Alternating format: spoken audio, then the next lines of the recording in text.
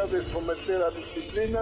Argumento. Soldados de la República, me dirijo a todos. Nos juzgue la historia. ¿Quién? And I just want to say thank you. De debate. ¡Nunca nos subordinemos! Maciosare. Cuando las palabras informan y el poder las transforma. Política y periodismo. Hubiera sido que la presidenta controlara la Suprema Corte, hubiéramos hecho una reforma al estilo Zedillo, que con la alianza del PRIAN en el año 1995 desapareció la antigua Corte y nombró una nueva a su contentillo. La reforma claramente es un mecanismo para decirle a la gente, ustedes van a elegir los jueces, entonces eso es democrático. No. Vamos a emprender la reforma y la modernización de nuestro sistema de justicia. Lo vamos a hacer porque los mexicanos lo estamos demandando. Vamos a emprenderla con la determinación de todos, con el concurso de todos. La reforma al sistema de justicia partirá de la plena vigencia de la Constitución General de la República.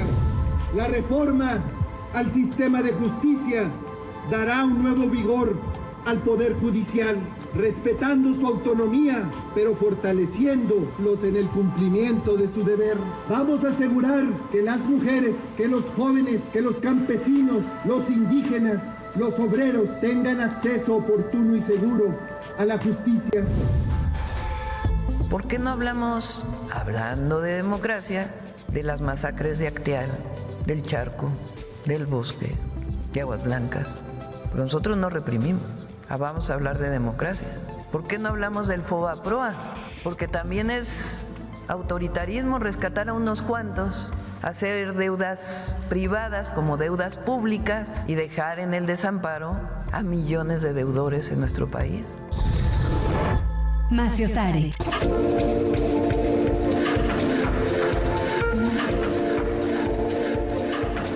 Hola, buenas noches, bienvenidas y bienvenidos a Maciosare, la barra de opinión de los medios públicos. Este espacio, que es una coproducción de Canal 11 y Canal 22, es temático. Y hoy es el turno del periodismo. Soy Laura Sánchez Ley, periodista, y le doy la bienvenida a mis compañeros Fabricio Mejía, escritor. Hola Laura, ¿cómo estás? Buenas noches. ¿Cómo están todos? ¿Qué tal? Luisa Cantú, periodista.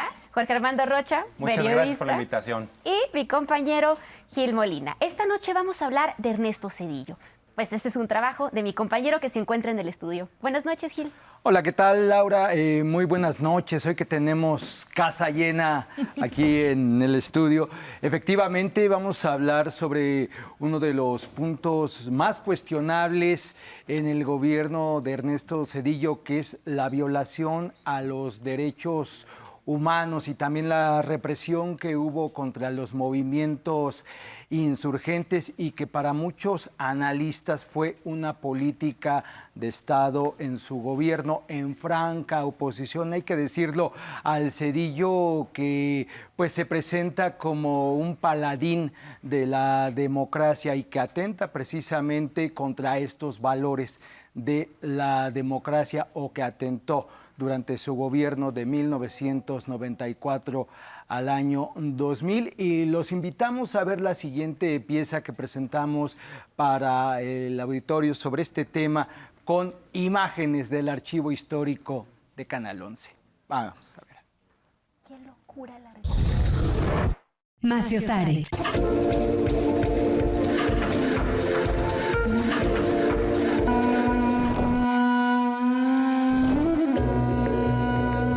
Para lograr la identificación y el castigo de los culpables de este crimen. Hasta miedo le tengo al gobierno. Tengo entendido que usted es uno de los choferes que manejaba los vehículos que tuvieron hoy hechos de sangre en Coyuca de Benítez. Así es. ¿Cuáles fueron los hechos, señor? Es la mañana del 28 de junio de 1995. En Aguas Blancas, Guerrero, integrantes de la organización campesina de la Sierra Sur, que se dirigen a Coyuca de Benítez a exigir el cumplimiento a compromisos para sembradores de café, son asesinados. Durante 20 minutos, hombres y mujeres viven un infierno. 17 son masacrados y 14 heridos por policías y agentes judiciales guerrerenses.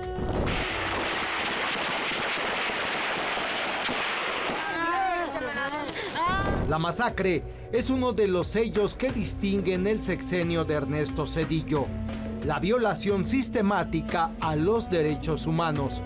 El crimen origina que el entonces gobernador de Guerrero, Rubén Figueroa Alcocer, pida licencia definitiva y exhibe los usos y costumbres del Estado mexicano.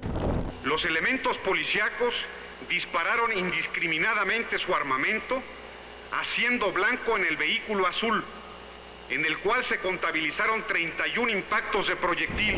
De los 17 campesinos muertos, por lo menos uno, el señor Daniel López Castañeda, lo fue en maniobras de ejecución sumaria. Pusieron armas donde no las había. Esto prueba que hay premeditación, alevosía y ventaja. Elementos sumamente graves, está probado la intervención de las autoridades. El video de la masacre fue difundido 8 meses después por el periodista Ricardo Rocha en su programa Detrás de la Noticia. El audiovisual desmintió una versión editada que dio a conocer el gobierno de Rubén Figueroa. La imagen de uno de los campesinos acribillados muestra el antes y el después cuando le fueron sembradas armas. Otro de los símbolos de la represión del zedillismo se registró el 22 de diciembre de 1997. En vísperas de Navidad, 45 integrantes de la organización social y católica Las Abejas son masacrados en la ermita de Acteal, municipio de Chenaló, Chiapas. Son indígenas tzotziles, simpatizan con el ejército zapatista, de amplia presencia en la zona, pero no son militantes. Clarea la mañana cuando decenas de paramilitares vestidos de negro ingresan al templo con machetes y armas largas que descargan contra la multitud. Estábamos aquí amontonados, los niños, las niñas, los ancianos, las ancianas. Los niños empezaron a gritar, a llorar, tenían muchos miedos. En ese tiempo había 4 mujeres embarazadas que tuvieron que abrir la vientre de la mujer. Lo sacaron el bebé y lo despedazaron. Guadalupe Vázquez, una de las sobrevivientes, perdió 9 familiares, entre ellos a sus padres. Desde las montañas de Chiapas aún clama justicia. Nuestros 45 hermanos más 4 bebés no nacidos dieron la vida por la vida para que la vida siga continuando. Mataron el cuerpo, no el alma, no el espíritu. Hoy ese espíritu que desde donde quiera que esté va a seguir exigiendo justicia, va a seguir clamando justicia. Por la masacre de Acteal, el entonces secretario de Gobernación, Emilio Chuaifet, presentó su renuncia y Zedillo reconoció sus buenos oficios. Amnistía Internacional documentó el agravamiento de las violaciones a derechos humanos en México durante los primeros 3 años del sexenio de Zedillo. Los presos de conciencia pasaron de ser 5 en 1994 a 150 encarcelados en 1997. Ese 1997 se presentaron 30 desapariciones forzadas y 40 ejecuciones extrajudiciales, y la represión no paró. El 7 de junio de 1998, un contingente militar asesinó a 11 mujeres y hombres en una escuela de El Charco Guerrero, municipio de Ayutla de los Libres. Fueron señalados de ser guerrilleros, sin derecho a la clemencia. Son más de 10 horas de tiroteo hacia la escuela. Salen con banderas blancas, rindiéndose que no estaban armados, y aún así los ejecuta. La memoria es frágil. Meses antes, Zedillo prometía prosperidad para Ayutla de los Libres, no balas. Hoy he venido a Guerrero y aquí a Ayutla de los Libres a reconocer el esfuerzo de sus habitantes y a sumarme a su esfuerzo. Recientemente, Ernesto Zedillo expresó su preocupación por la muerte de la democracia en México. Olvidó que su gobierno socavó los derechos humanos la libertad y la justicia, valores precisamente de la democracia. 11 Noticias, Gilberto Molina. Laura, yo creo que aquí es importante recordar de dónde venía México para llegar al gobierno de Ernesto Zedillo. Veníamos saliendo del periodo que se denominó Guerra Sucia, comprendido entre 1965 y 1990, e inmediatamente el alzamiento zapatista. Claro. De inicios de 1994. Cuando nos referimos a Guerra Sucia, ¿de qué hablamos? Del uso de los aparatos del Estado para reprimir precisamente a movimientos sociales, a movimientos insurgentes, y eso fue lo que acabamos de ver que hizo Ernesto Zedillo durante su gobierno. ¿Y de dónde venía, no? También a nivel político. Recordemos ese 1994 totalmente convulso, ¿no?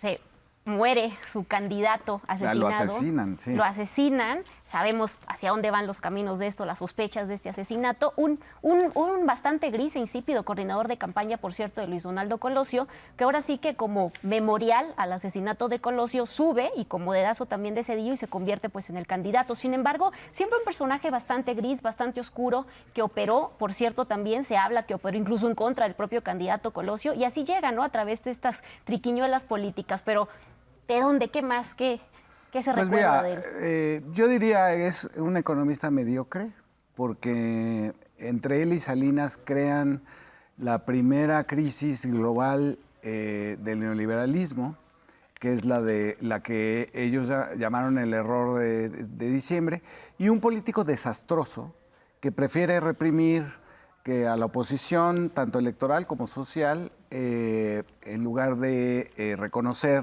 las derrotas del PRI. Nos quedan unos segunditos. Interesante que le digas economista mediocre. Con todo y su doctorado en Yale, ¿eh? Se van a enojar más los reaccionarios. Van a decir, ¿cómo es posible que digas que es mediocre porque tiene un doctorado en Yale? Bueno, pues tienes toda la razón.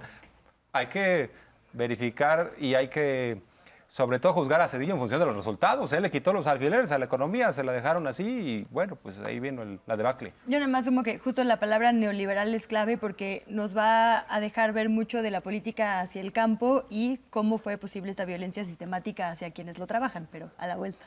Pues va a ser un episodio de mucha memoria histórica. Están en Canal 11, regresamos después del corte para seguir hablando del expresidente Zedillo. YouTube Live y todas las aplicaciones de podcast. Macio Sari.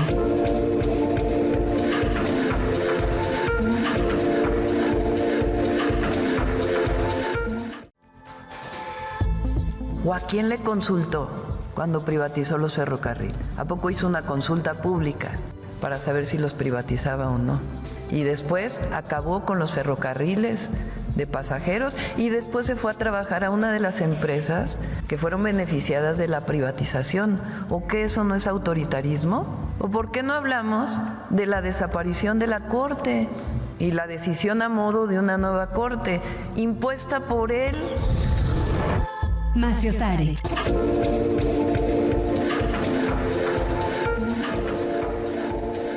Estamos hablando del expresidente Zedillo, quien, bueno, aparece esta última semana, apareció en dos medios al menos, en Nexos y en Letras Libres, dos medios pues bastante conservadores, dando su opinión sobre la reforma judicial. A mí me llaman la atención algunas frases, ¿no? Él ya dice que en México murió la democracia, que México es un estado policial, se está convirtiendo en un estado policial, y sobre todo una frase que me llama mucho la atención que dice: yo ya estoy retirado y jamás volveré, salvo que haya un asalto a la democracia mexicana. Pero está hablando de temas policíacos, de asaltos a la democracia, cuando, bueno, nos recuerda esta pieza a los compañeros de Canal 11, justo es uno de los periodos donde más masacres y ejecuciones extrajudiciales se han registrado según organismos internacionales, y también hubo pues asaltos a la democracia. Pero para hablar más a fondo, Fabricio, pues ahora sí que un economista frustrado, no sé, mal economista, ¿qué opinas? Muy mal economista, porque finalmente lo que provocó, tratando de llenar, digamos, la descompensación que sufría el país con lo que se estaba importando, que es producto del neoliberalismo,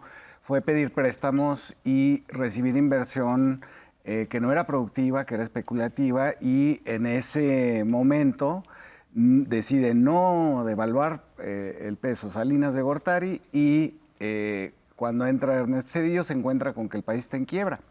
Y entonces lo que hace es, el que es tan democrático, el 56% del rescate bancario benefició solo al 0.25% de los deudores.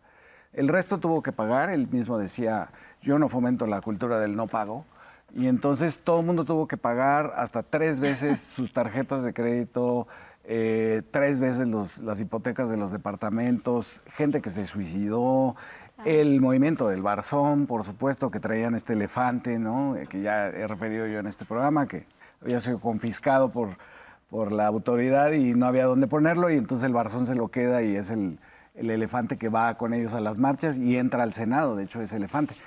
Y en el caso, digamos, de la política autoritaria que tiene, oía yo el beat de la presidenta Sheinbaum, pues por supuesto, porque él dice en su texto de Letras Libres, dice, bueno, es que yo negocié la salida de los juzgadores de la Suprema Corte de Justicia. No es cierto, él necesitaba 85 senadores que la aprobaran, tenía 95 el PRI. Por lo tanto, no negoció nada. Tenía una alianza con el PAN y él, en su texto, no menciona para nada que el PRD, encabezado en ese entonces por Alberto Castillo, se sale de la sesión donde se aprueba este golpe de Estado contra la Suprema Corte que nos deja sin un poder de la República durante un mes. Mientras él decidía que, bueno, ya no eran 26, sino 11, decide dejar a Mariano Azuela Butrón y a otro, que son luego los que van a votar por el desafuero, pero esa es otra historia. Pues para mí, digamos, donde se tocan todos los temas que estamos poniendo sobre la mesa y sobre este sexenio es el trato a las élites y el trato al pueblo en general. Ya pusiste tú muy bien el trato a las élites. Yo quisiera como regresar un par de pasos al tema de las masacres que presentaban los colegas del 11, justamente porque hay, digamos, vasos comunicantes entre los lugares donde sucedió esto, ¿no? Estamos hablando de Guerrero, estamos hablando de Chiapas, y si uno une, digamos, los datos que cruzan a estas entidades, han tenido un abandono y una violencia directa e indirecta histórica, y sobre todo en estas décadas de neoliberalismo del Estado. En Guerrero, en Chiapas, en Oaxaca, en estos estados, digamos, se concentra más de la mitad de la población que habla una lengua indígena. Se concentran también la mayoría de los estados, digamos, con mayor porcentaje de habitantes en pobreza. También donde están la mayoría de las personas que se dedican a la agricultura, es decir, personas de campo, personas pobres, a las que se les trató de forma violenta directamente con, digamos, esta represión y esta criminalización, e indirectamente con políticas justamente como el neoliberalismo. Veníamos justo de la firma de tratados de libre comercio, que en vez de privilegiar la soberanía y la protección justamente a estas entidades y estas poblaciones, hacían todo lo contrario.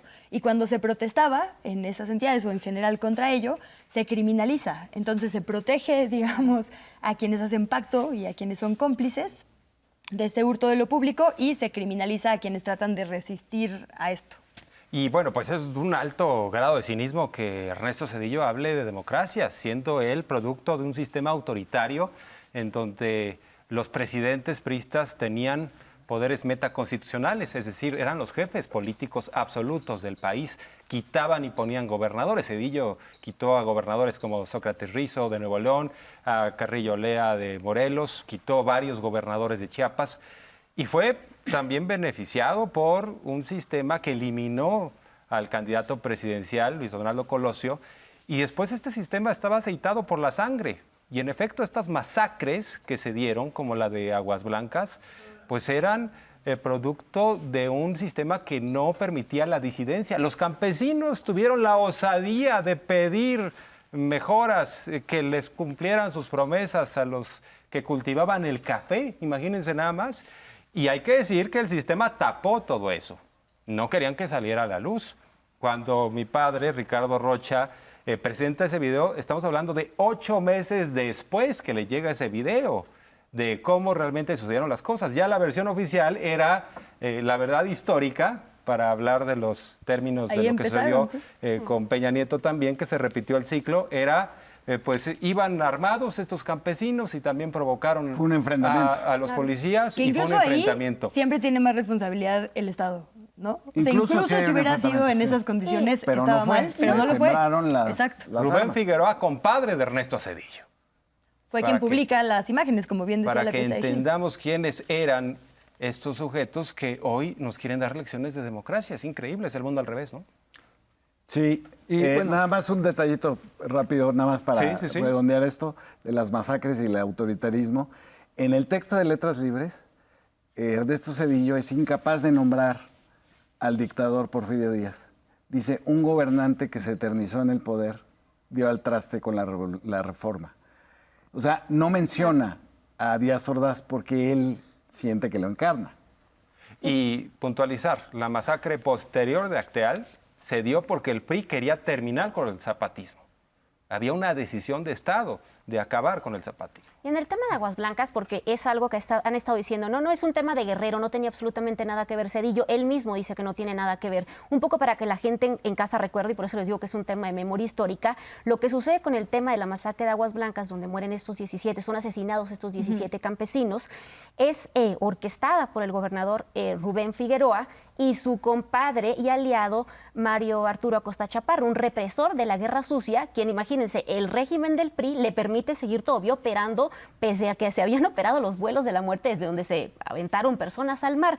Lo que sucede es que la PGR dice en un primer momento, para proteger a ambos, tanto a Acosta Chaparro como a Figueroa, híjole, ¿sabes qué? Es que es un tema estatal, yo no tengo absolutamente nada que ver, a pesar de que organismos internacionales y nacionales le decían, atráelo, porque está comprobado que los campesinos fueron ejecutados con armas de alto calibre de uso exclusivo del ejército mexicano.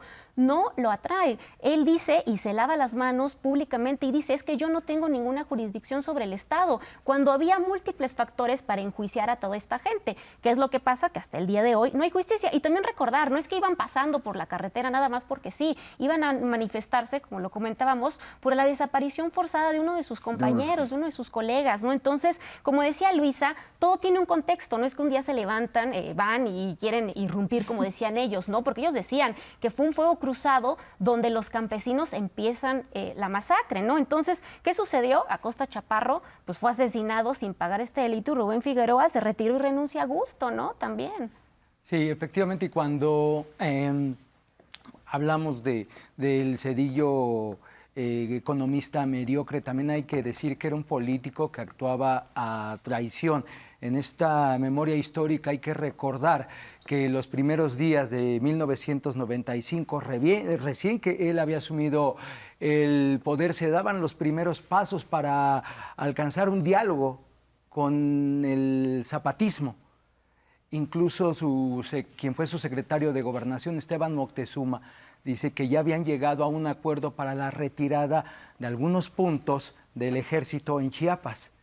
¿Qué sucede? Un mes después, Zedillo da la orden. gira la orden de captura de 10 comandantes zapatistas, da a conocer la identidad de Marcos y ahí responde, nos vemos en el infierno, responde Marcos, cancelando toda posibilidad de negociación. Por eso a mí me da gusto, el regreso público porque nos da la oportunidad de recordar, ¿no? De repente la gente dice, pero ¿por qué están hablando de eso? Bueno, ahora nos da pie, ¿no? Hay que recordar nuestra historia, hay que recordar también de dónde venimos. Sí, hay un columnista que estaba yo leyendo antes de entrar al aire que dice que si hablamos mal de Zedillo es porque seguramente tiene la razón.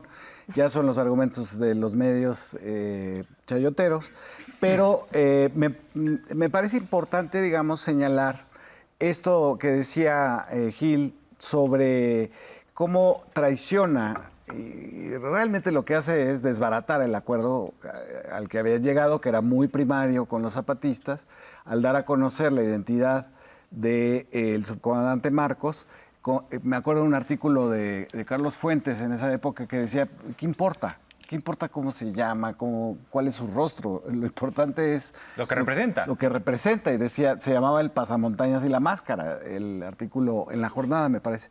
Y entonces hay que recordar que desde ahí viene el PRIAN. ¿Quién era el procurador de Ernesto Zedillo? Pues era Lozano Gracia, que era un destacado miembro del PAN, hasta la fecha lo es. Socio de Diego Fernández Ceballos, ¿no? Socio de Diego Fernández Ceballos, y es cuando le abren la puerta de todo el sistema judicial al panismo, que pues, es una fuerza política que está distinguida, digamos, porque está llena de abogángsters, y Él es el que encabeza esta supuesta detención de los comandantes que no se logra. Le habían comprado unos tanques a Estados Unidos que eran de la Guerra del Golfo, de la Primera Guerra del Golfo, para el desierto. Se hundieron en las cañadas, en el lodo, y no pudieron detener al subcomandante Marcos, pero lo que sí hicieron fue generar, digamos, el quiebre del diálogo, de la posibilidad del diálogo con las comunidades indígenas. Bueno, yo también quiero nada más sintetizar, porque nos quedan 20 segundos para ir a la pausa, que Zedillo ni nos regaló la democracia, ni nos regaló un poder judicial autónomo, como sostienen algunos, y yo creo que vale la pena también abundar sobre esos dos puntos. Gil no venía preparado, pero tiene una pieza en el siguiente bloque. Ya lo veremos. Ya la acabó. Después del corte. Y enseguida viene esa pieza. Seguimos hablando del expresidente Zedillo. Búscalo en Apple Podcast, Spotify y todas las plataformas de podcast preferidas. Maciosare.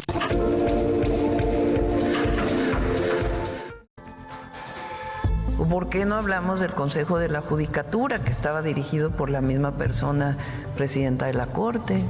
¿O que eso no es autoritarismo?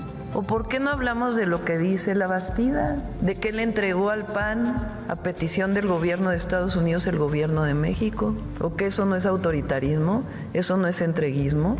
Entonces, ahora resulta que Zedillo es el paladín de la democracia. Maciosare.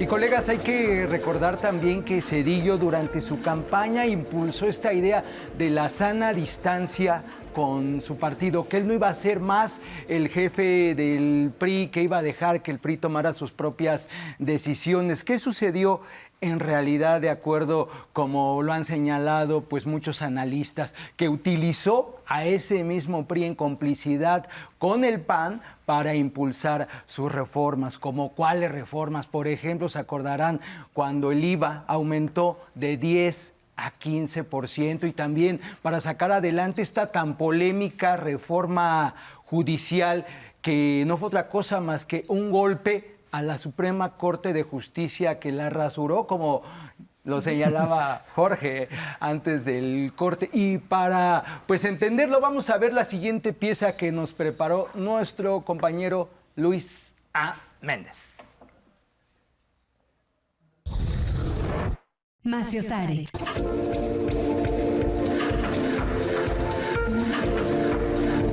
El presidente sometió al Poder Judicial. Fue la zedillización de la Corte. Ernesto Zedillo colocó a ministros y ministras que respondieran a él y no a Carlos Salinas de Gortari. Le bastaron 26 días para consumar su reforma judicial. El 5 de diciembre de 1994 hizo la propuesta. El 18 de diciembre obtuvo el aval del Senado y 3 días después de la Cámara de Diputados. Promulgó la reforma el 31 de diciembre de 1994. Hasta la Iglesia cerró filas. Incluso el panista Felipe Calderón Hinojosa apoyaba que se enjuiciara a los jueces corruptos. El PRI y el PAN se unieron, pues el priismo ya no tenía la mayoría calificada para pasar la reforma. Zedillo correspondió. Nombró al panista Antonio Lozano Gracia como Procurador General de la República. Pero algunos testimonios se escaparon a la narrativa de esa época y denunciaron. Divide a ministros reforma judicial. Preocupan despidos en la Suprema Corte. División entre magistrados ante la iniciativa de reforma. Incluso existió la propuesta del Frente Mexicano Pro Derechos Humanos que los impartidores de justicia fueran electos por voto del pueblo. Aprobada la reforma, 26 ministros se fueron a receso en diciembre. Para el 1 de enero de 1995 ya no regresaron. El periodista Miguel Ángel Granado Chapa reseñó que ya no hubo más protestas. Los desterrados se fueron a un dorado despido, con una pensión anual de 2 millones de pesos. El 26 de enero el Senado eligió a los 11 ministros y ministra de las 18 personas propuestas por Zedillo. Al día siguiente rindieron protesta. El periódico Reforma evidenció que los senadores priistas recibieron las cédulas de votación con los nombres impresos. Ya estaban marcadas. En febrero de 1995, en el aniversario de la Constitución, El nuevo presidente de la Corte, José Vicente Aguinaco, celebraba la sedillización del Poder Judicial, al que llegó bajo el amparo, sí, de Ernesto Zedillo.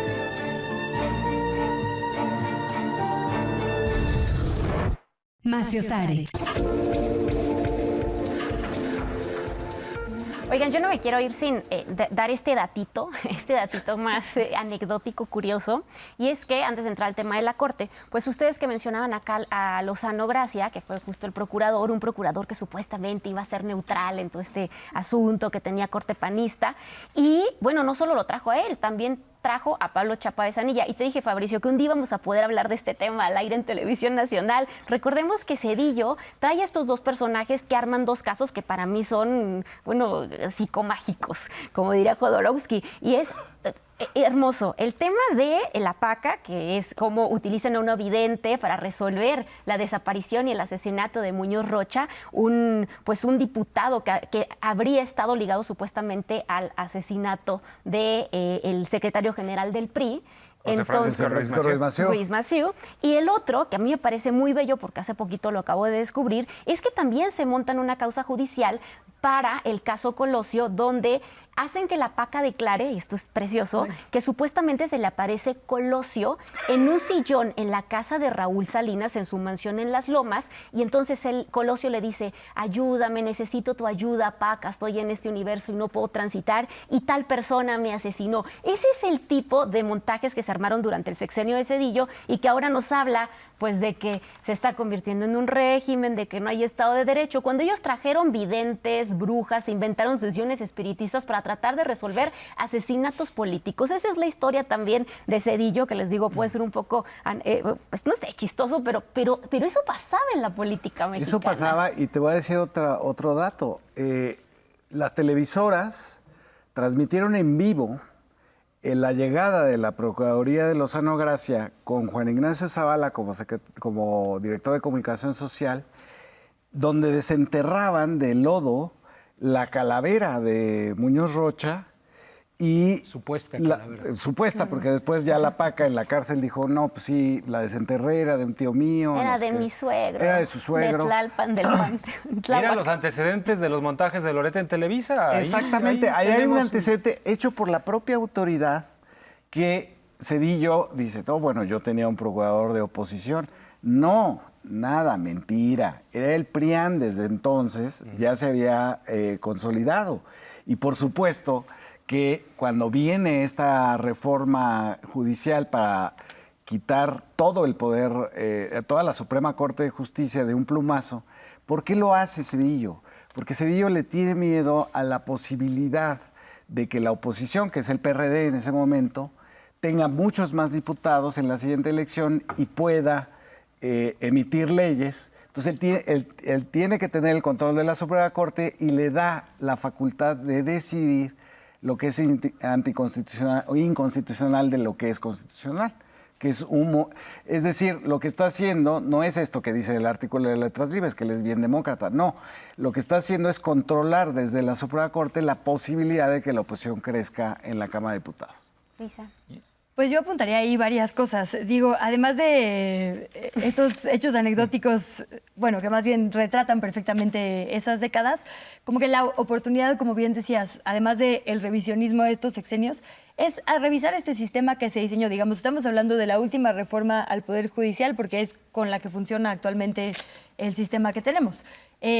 Un sistema que tiene a la mitad de las personas en prisión sin sentencia, es decir, legalmente inocentes, con una desconfianza de la población de más del 70%, es decir, la evaluación en general, no solo digamos la evaluación con el voto que se dio en la última campaña para que se reformara, porque era una promesa de campaña, la evaluación en general a las funciones ha sido negativa. Y otro tema interesante que no hemos evaluado es justamente quién ha regulado a un poder que se autorrevisa. Que es la Judicatura. Que es el Consejo de la Judicatura, que ahora se convertiría en el Tribunal de Disciplina. Ahí hay unos buenos datos también que si quieren podemos ir aventando un poco más adelante. Que el Consejo de la Judicatura viene también a partir de la reforma de Zedillo, que fue todo el diseño actual, digamos, ¿no? Presidente de traiciones, traicionó a Carlos Salinas, incluso mandó a la cárcel a su hermano Raúl. Y también creo que el hecho de rasurar de esta manera la Corte fue una manera de sacudirse al propio Salinas, que había decidido también a varios ministros. Uno de ellos, por ejemplo, Diego Valadez, había sido el procurador de Salinas 7 meses como ministro, y Zedillo, para no meterse en más problemas, los jubiló, eso sí, forrados de dinero, 150,000 pesos mensuales automáticamente a esos ministros que desde entonces han cobrado esa pensión que es absolutamente ofensiva. Y también debemos decir que traicionó Ernesto Zedillo a Francisco Labastida. Lo escribió el propio ex candidato presidencial del PRI y lo ha retomado la presidenta de México como un elemento de un hombre que además de autoritario fue entreguista, porque ahora sabemos a partir de las hipótesis y de lo que escribe Labastida que Zedillo habría vendido la alternancia a los Estados Unidos, le habría puesto precio a esta alternancia porque Estados Unidos estaba muy incómodo. Dijo Bill Clinton, ok, te vamos a prestar dinero, pero no es posible que siga gobernando el mismo partido. Bueno, vamos con el primo hermano, que es el PAN. Al fin de cuentas somos las mismas familias, ¿no? Y bueno, pues son elementos también a considerar, ¿no? Y que además le vino muy a su favor esta reforma, porque recordemos que México también estaba inmerso en un escenario donde el narcotráfico pues estaba organizando como estructuras criminales. Recordemos esta gran confederación, ¿no? Donde los cárteles durante su sexenio deciden unirse como un gran sindicato para repartirse los territorios y entonces operar e incrementar todo el tema del trasiego de droga a Estados Unidos. Había múltiples señalamientos de la colusión, de cómo se permitió esta reestructura y esta organización de los cárteles en el país. Ernesto Zedillo manejó procesos como el de Amado Carrillo, como el famosísimo Maxi Proceso, a su favor, de tal manera que, bueno, todos estos jueces giraron una cantidad impresionante de órdenes de aprehensión, incluso contra sus enemigos políticos. Ya comentabas, por ejemplo, a Jorge Carrillo Lea, recordemos al Chueco, a Mario Villanueva también, todos estos que eran parte. Yo tuve oportunidad en algún momento de ver un informe del CISEN de Zedillo y de verdad eran telenovelas, como les digo, eran grandes montajes que validaron todos estos jueces, pues para empezar a operar golpes a sus enemigos políticos. Entonces le vino muy conveniente a él realmente esta reforma al Poder Judicial. No sé muy bien de qué está hablando actualmente. Y ahora que tocaban también el surgimiento del Consejo de la Judicatura a raíz de esta reforma judicial que tenía como función ser un órgano de control del propio Poder Judicial, ¿qué sucedió en los hechos? Hay un reporte de Amnistía Internacional de 1997 que dice que los jueces seguían aceptando testimonios bajo coacción y tortura para dictar sentencias, desde la época de Zedillo y hasta Ayotzinapa, por lo menos. Es que es todo el diseño, lo que decíamos en el bloque anterior, perdón, en un minuto, digamos, ¿para quién era el diseño de la política pública en general o el diseño de las instituciones y de los poderes? Hubo un reportaje bastante bueno de Quinto Elemento Lab que decía que en todas estas décadas la peor sanción fue una destitución, a pesar del actuar de estas ministras y ministros, estos jueces, magistrados y demás. Es decir, no era un sistema que estaba diseñado para verdaderamente traerle justicia a la población mexicana, ¿no? Sí, no, el sistema, digamos, que diseña Zedillo con para explicar a la gente que nos ve, es la presidenta o el presidente de la Suprema Corte, al mismo tiempo es el que preside la Judicatura, que es el organismo que revisa, que supervisa a la Suprema Corte y el actuar de los jueces. Eso en cualquier país del mundo se llama autoritarismo y simulación, porque es una simulación. Oigan, está buenísimo el tema. Ya vamos a regresar. Tenemos que ir a corte. Sobre el Fobaporo y el daño a la nación, ¿no? Vamos a un corte y seguimos platicando de ese regreso. Muchas gracias. Maciosare.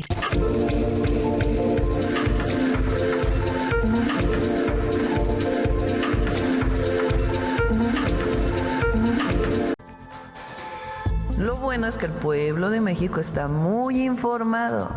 Nos están diciendo que hay autoritarismo porque el pueblo va a elegir al Poder Judicial. O sea, imagínense la contradicción. Pues que no democracia es el gobierno del pueblo. Bueno, eso lo dijo Lincoln, el gobierno del pueblo, por el pueblo y para el pueblo. Entonces el pueblo ahora va a elegir a su Poder Judicial, pero eso no es democracia, porque para ellos la democracia es la de unos cuantos. Maciosare.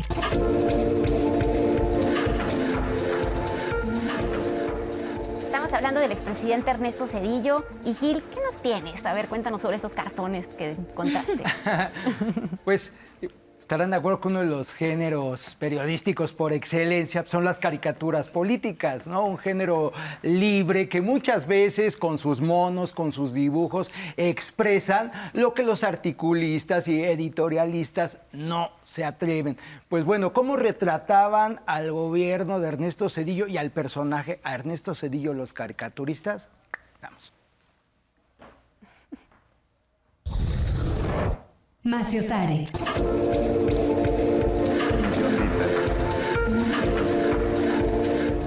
Una rata vestida con una toga que tiene la leyenda Poder Judicial. Porta un espejo y un mazo. La rata dice, sigo pensando que no me queda tú. Le habla a un sastre, que es la caricatura de Ernesto Zedillo.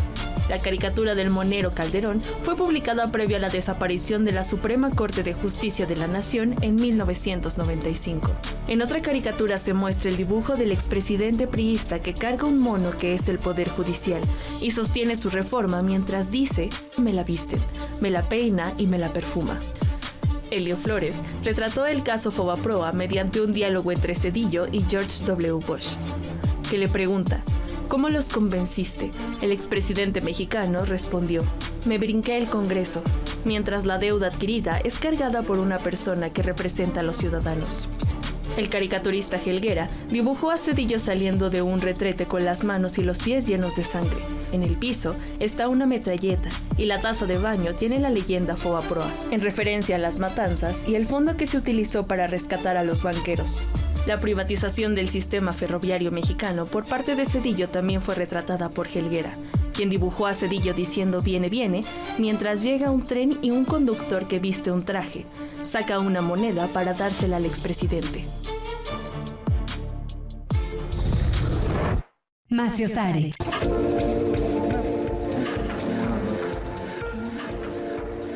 Hoy vimos muchos cartones del Fobaproa y a mí me llama la atención que Zedillo pide explicaciones sobre hechos del presente, pero si fuera de esa manera, nosotros seguimos pagando la deuda que él adquirió. Porque Armando, así ¿qué es, decir? y por eso la credibilidad de Zedillo está en la lona. Hay que partir también de esa premisa. Ahí están las encuestas recientes. Incluso está por debajo de la opinión que tiene la gente sobre Felipe Calderón. Imagínense nada más. Y ya eso es muchísimo decir. Hay que destacar que el Fobaproa fue el rescate de los de arriba, de los banqueros.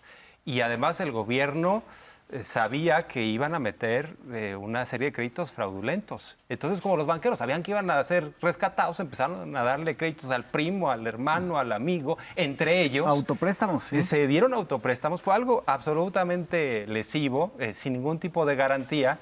Y eso sí, a la gente de abajo le hicieron pagar 1 o 2, 3, 4, 5 veces sus casas. Entonces fue un daño terrible, 1 billón de pesos hemos pagado en intereses, todavía debemos 1 billón. Entonces, ¿de qué nos está hablando Ernesto Zedillo? ¿Por qué rompió el silencio? Es una de las interrogantes más interesantes. ¿Por qué Ernesto Zedillo, después de haberse autoimpuesto el silencio de tantos años de permanecer como un profesor? Yo no sé si oficialmente lo quieran nombrar con humo blanco los opositores como representante de esos intereses neoliberales, pero imagínense nada más. A ver, Banamex fue uno de los beneficiarios de Fobaproa con 30,000 millones de pesos. Y luego Zedillo, cuando deja de ser presidente de México, lo nombran parte del consejo de administración de ese banco que rescató. O sea, es un alto grado de cinismo. Y no solo eso, en el tema de los ferrocarriles, nos deja sin trenes de pasajeros, los privatiza, y a una de las principales empresas beneficiarias, como Union Pacific, también le va muy bien y le dan chamba en el consejo de administración. Entonces, ¿por qué ahora se quiere investir como demócrata y además un hombre que le hizo bien al país? Por favor. No sé, o sea, es una incógnita. Yo me acordé de la famosa portada de La Jornada donde Zedillo está snorkeleando en la isla privada de Roberto Hernández, el dueño de Banamex, porque estaba muy tenso, porque ya había pasado la aprobación de cuando se convirtió la deuda privada en deuda pública. Hay que recordar que todo fue tan ilegal que esto empezó en 95. El primer pago que él da, él saca del presupuesto para dar un primer pago de 30,000 millones, y no lo reporta a la tesorería, que eso ya es una ilegalidad. Hasta 98 el Congreso aprueba que la deuda privada pase a deuda pública con la complicidad del PAN, que era parte del gobierno, como ya vimos con el Lozano Gracia. Y hay que tener muy claro que era absolutamente ilegal lo que estaba haciendo Zedillo. Es decir, ahora que dice que la legalidad y la democracia y no sé qué, era absolutamente ilegal porque era un fideicomiso. No podías meterle recursos presupuestales a ese fideicomiso para rescatar banqueros. Era un fideicomiso que se tenía que armar por ley, desde la ley del 90 que le da la creación, con aportaciones de los bancos, por si había una crisis y ellos no podían tener liquidez para pagarle a los ahorradores. No habían hecho eso y lo que hizo fue agarrar dinero del Banco de México, escondérselo al Congreso para que no hubiera problemas y luego ir legalizando todo poco a poco, pero fue absolutamente inconstitucional y fue una ilegalidad como muchas de las que cometió. Lisa, ¿cómo impacta esto en la gente?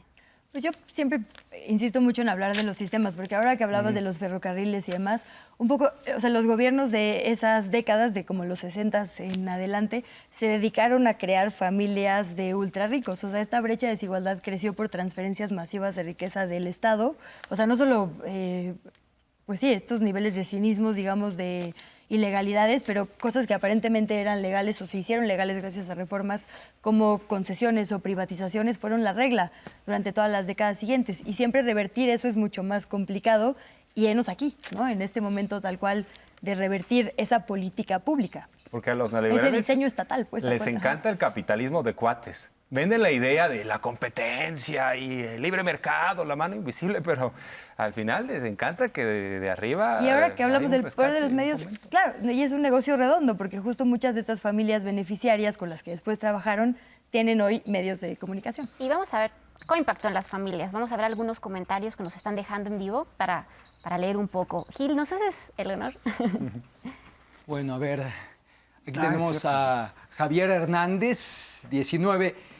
Él comenta, Zedillo, creador de las miserables pensiones de Afores en 1997. También es cierto, lo estábamos pasando por alto. Jaime Ballesteros, 1994, a mis 38 años mi crédito hipotecario fue de 52,000 pesos y llegó con el Fobaproa a 250,000 pesos con el demócrata Ernesto Zedillo, el cerdillo de la política prianista, dice Jaime Ballesteros.